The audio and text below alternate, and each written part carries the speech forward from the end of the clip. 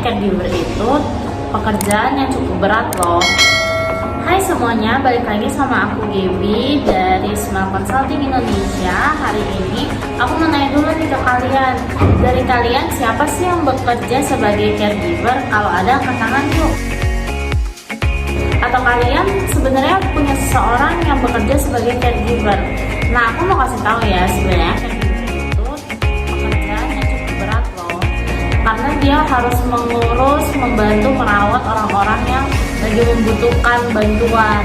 Nah, caregiver ini mereka tuh sering banget untuk melupakan kesehatan mentalnya mereka sendiri. Nah, di sini aku mau ngebahas tentang kenapa sih sebenarnya mental dari caregiver juga harus dijaga.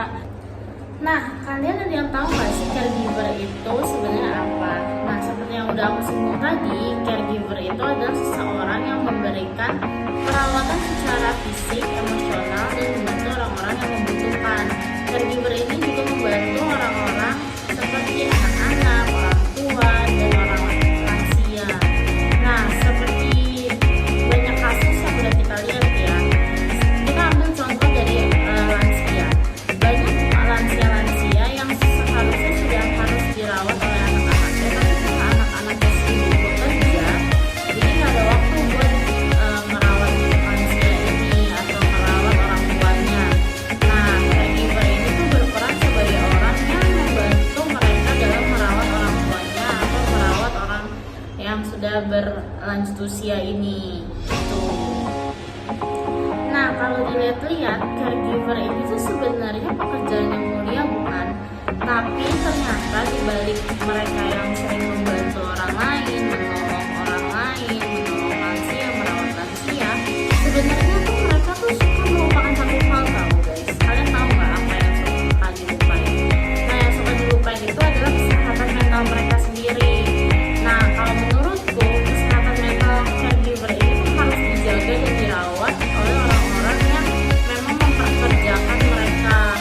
Contohnya nih, kayak kenapa sih caregiver itu harus dirawat dengan baik? Nah, karena mereka kan membantu nih, maksudnya menolong, merawat orang lain yang sedang membutuhkan. Kalau misalkan ternyata mental mereka tuh sedang tidak baik-baik saja, contoh misalkan ada masalah keluarganya di rumah, tapi itu mempengaruhi kinerjanya dia, bagaimana dia merawat, bagaimana dia menolong lansia, itu bisa cukup berpengaruh ke reaksi yang dia keluarkan. Contohnya gini, kayak misalkan si A itu punya masalah keluarga di rumahnya, kemudian dia bekerja sebagai caregiver mengurus lansia nih. Nah, biasanya kita tahu dong kalau lansia itu kan untuk jalan aja sudah susah, untuk makan aja udah membutuhkan. Nah, caregiver ini kalau misalkan dia masih terpengaruh oleh masalah yang ada di rumahnya, biasanya kalau orang lansia ini mengeluarkan reaksi yang dia kurang sukai, ada yang berbahaya. Contohnya orang lansianya ini dia misalkan menumpahkan makanan ke bajunya, terus caregivernya ini lagi ada masalah di rumah, terus kesal, akhirnya ada kasus di mana lansianya ini dipukul atau dijahatin atau dianiaya oleh si caregivernya. Nah, itu alasan kenapa sebenarnya kita harus menjaga kesehatan mental dari si caregiver ini.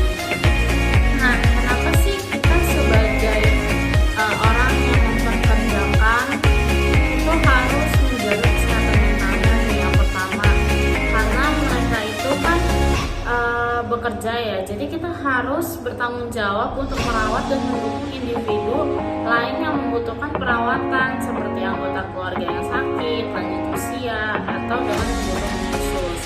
Nah, ada beberapa bentuk perhatian yang bisa kita berikan nih ke orang-orang yang bekerja sebagai caregiver. Contohnya yang pertama, itu memberikan ekspresi terima kasih atau sering mengucapkan terima kasih atas apa yang sudah mereka lakukan.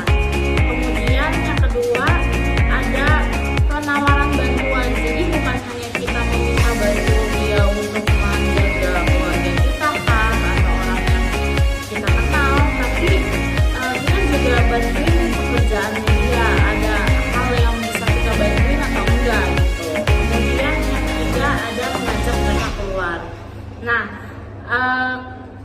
satu hal ini tuh merupakan seperti kayak kalian tuh ajak caregiver untuk beraktivitas sosial atau hiburan, memberikan hiburan untuk sementara waktu, sehingga mindsetnya, pikirannya, tubuhnya itu kembali fresh.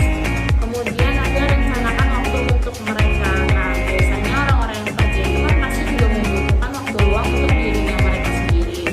Nah, kita tuh sebagai orang yang mempekerjakannya bisa membantu mereka dengan kita mengatur jadwal. Jadi contoh, perawat si A kita liburin di hari Jumat atau di hari Sabtu, biar di hari itu dia bisa merawat diri dia sendiri, atau kita bisa mengajak dia untuk perawatan diri atau relaksasi diri gitu. Terus yang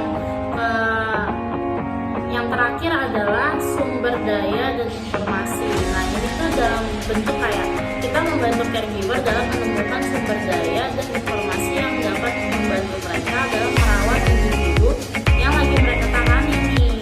Nah, kemudian aku mau membahas tentang dampak yang mungkin terjadi jika kesehatan caregiver ini diabaikan. Nah, yang pertama itu ada kesehatan fisik yang buruk. Nah, biasanya kalau orang-orang yang bekerja caregiver ini kan mereka bisa mengalami stres kalau misalkan pekerjaan yang mereka lakukan ini tuh sebenarnya menjadi tuntutan untuk mereka. Nah, stres kronis itu kalau diabaikan itu bisa mempengaruhi kesehatan fisiknya. Contohnya bisa jadi kelelahan, gangguan tidur, peningkatan resiko penyakit jantung, penurunan sistem kekebalan tubuh, dan gangguan pencernaan. Kemudian ada penurunan kualitas perawatan. Nah, karena dari fisiknya dia nih yang udah capek, udah lelah, jadi dia tuh nggak ada energi, nggak ada tenaga untuk melakukan perawatan yang lebih bagus lagi di keesokan harinya. Nah, kemudian ada kelelahan emosional. Nah, dari nggak bisa tidurnya, dari capeknya, akhirnya berpengaruh ke emosionalnya dia. Nah, pengabaian terhadap kesehatan mental dapat menyebabkan kelelahan emosional yang cukup parah. Hal ini dapat mengakibatkan perasaan depresi, kecemasan, ataupun bahkan bisa burn out. Kemudian ada isolasi sosial. Nah, isolasi sosial ini tuh lebih berfokus ke si caregiver ini karena dia membantu merawat lansia, jadi kan jarang tuh untuk yang namanya bersosialisasi keluar. Nah, itu yang disebut dengan isolasi sosial.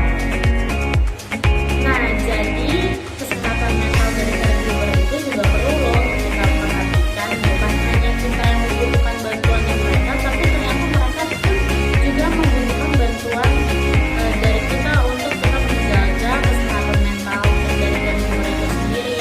Nah, itu aja video yang aku mau bagiin, informasi yang mau aku bagiin. Jangan lupa like, comment, dan subscribe. Dan jangan lupa untuk share ke teman-teman kalian biar kita bisa sama-sama tahu nih ternyata caregiver itu membutuhkan bantuan secara emosional, secara kesehatan mental dari kita